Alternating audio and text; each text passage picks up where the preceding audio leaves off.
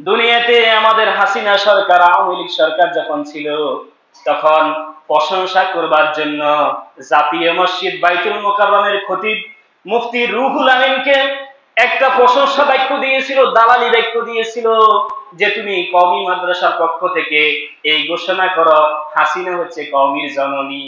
এই জন্য রাসূলুল্লাহ সাল্লাল্লাহু আলাইহি ওয়াসাল্লাম বলেছেন, খায়রুল খিয়ারি খিয়ারুল উলামা ওয়া শাররুশ শিরারি শিরারুল উলামা।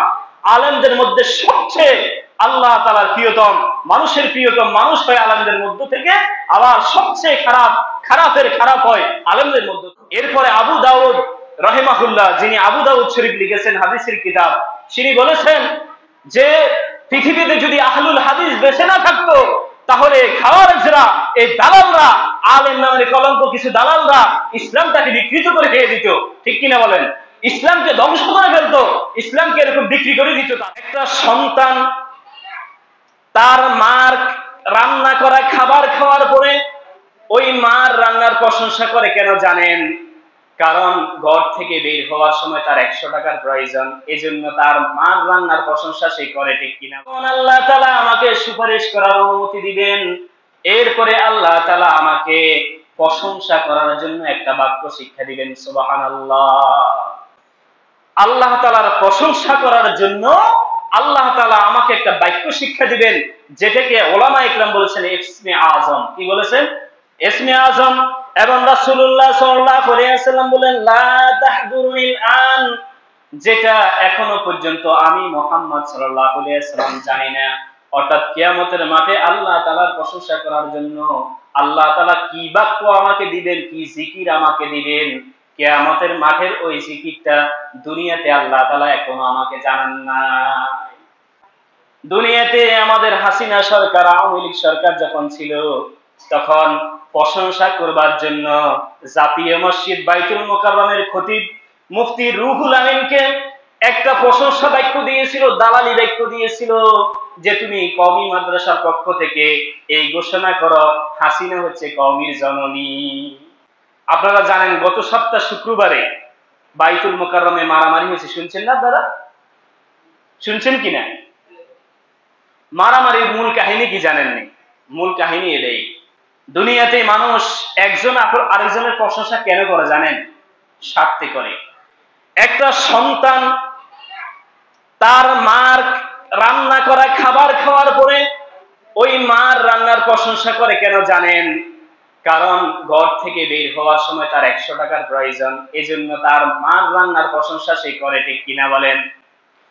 একজন ছাত্র তার শিক্ষকের সুনাম কেন করে, শিক্ষকের প্রশংসা কেন করে জানেন? কারণ সেইখানে তার স্বার্থ আছে।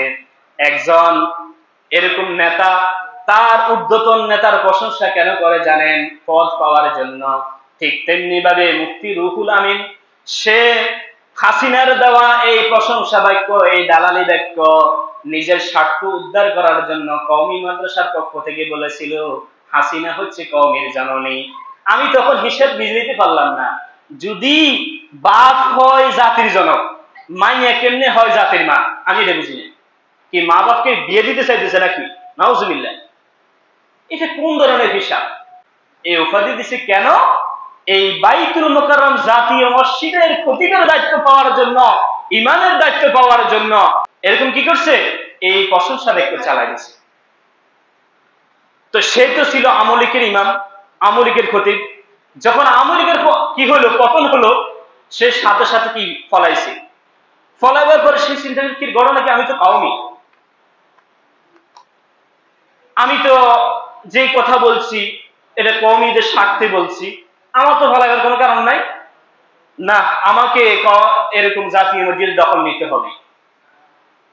তো সে এরকম প্রতিজ্ঞা করে, আমি একটা সূত্রে জানতে পেরেছি সে নাকি গোপালগঞ্জ থেকে ক্যাডার নিয়ে আসছে বাইতুল মোকাররমের এই মিম্বার দখল করার জন্য। গোপালগঞ্জ থেকে সে ক্যাডার সঙ্গে করে নিয়ে আসছে, দখল করবে। এই গত শুক্রবারে সে খুতবা দেওয়ার জন্য আসছে। আসার পরে এত সবাই জানে সে একজন কুখ্যাত দালাল, নিঃসন্দেহে সে দালালি করেছে সরকারের।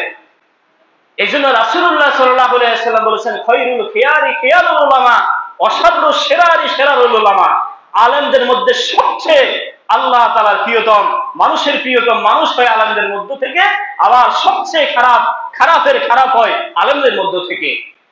এরপরে আবু দাউদ রাহিমাহুল্লাহ, যিনি আবু দাউদ শরীফ লিখেছেন হাদিসের কিতাব, তিনি বলেছেন যে পৃথিবীতে যদি আহলুল হাদিস বেঁচে না থাকতো, তাহলে খাওয়ারিজরা, এই দালালরা, আলেম নামের কলঙ্ক কিছু দালালরা ইসলামটাকে বিকৃত করে খেয়ে দিত। ঠিক কিনা বলেন? ইসলামকে ধ্বংস করে ফেলতো, ইসলামকে এরকম বিক্রি করে দিত তারা। এজন্য আল্লাহ তাআলা যুগে যুগে অনেক আলেমকে এরকম আল্লাহ তাআলার ইসলামকে কি করার জন্য, প্রতিষ্ঠা করার জন্য, অটল রাখার জন্য আল্লাহ তাআলা সৃষ্টি করেন এবং পাঠান। আওয়ামী লীগের সরকারের দলীয়করণ একজন খতিব ছিল, দলীয় খতিব, একে এখানে জায়গা দেওয়া হবে না। তখন তাকে কি করা হয়েছে, এরকম নিষেধ করা হইলে তার পক্ষের এই লোকগুলা বাড়াবাড়ি করে বিশাল মারপিট হয়েছে, অনেক মানুষ আহত, রক্তাক্ত হয়েছে। তাহলে দেখেন মসজিদটাকে ওকে রাজনীতি মুক্ত রাখতে পারছে। এরপর আমি ফেসবুকে একটা স্ট্যাটাস দিয়েছিলাম যে আসলে মসজিদ গুলাকে রাজনীতি মুক্ত রাখা দরকার। তখন আমাদের কিছু কওমি, কিছু আমাদের চরমনার ভাই, কিছু জামাতের ভাইও আমার পোস্টের নিচে কমেন্ট করছে, আপনি একজন আলেম হইয়া কেমনে বলেন যে মসজিদকে রাজনীতিমুখী করা দরকার, ইসলামে কি রাজনীতি নাই, কোরআনে কি রাজনীতি নাই? আমি বলছি ভাই আপনার কথা 16 আনা সত্য, কোরআনে রাজনীতি আছে, ইসলামে রাজনীতি আছে, তবে তথাকথিত দলীয়করণ করা, আমি বুঝাইতে চাইছি সেই রাজনীতি মুক্ত করা। কোন সরকার, যেই কোনো সরকার আসলে, আমলিক আসলে জাতীয় মসজিদ এরকম তার ইমামকে আমলীকরণ করে, বিএনপি আসলে জাতীয় মসজিদের ইমামকে বিএনপিকরণ করে, এটাকে রাজনীতি মুক্ত রাখতে চাই আমরা। এরকম রাজনীতি থাকা দরকার, যেন আলেম ওই বাইতুল মুকাররম জাতীয় মসজিদ থেকে হক কথা বাইর হয়, এরকম দেশের সংবিধানে যদি কোনো ভুল হয়, ওই আলেম যেন সেই ভুল মিম্বার থেকে জড়িয়ে দিতে পারে, সেই যোগ্যবান আলেম দরকার। ঠিক কিনা বলেন? আরেকজন হলো ফরিদউদ্দিন মাসুদ, যিনি শাহবাগী দালাল, তাকেও এরকম কলঙ্কের দাগ তার গায়ে লেগে গেছে, সেও সরকারের দালালি করছে। ভাস্কর্যের বিরুদ্ধে যখন মামুনুল হক কথা বলছে, তখন সে ভাস্কর্যের পক্ষ হইয়া, আওয়ামী লীগের পক্ষ হইয়া, শেখ মুজিবের পক্ষ হইয়া সে দালালি করেছে।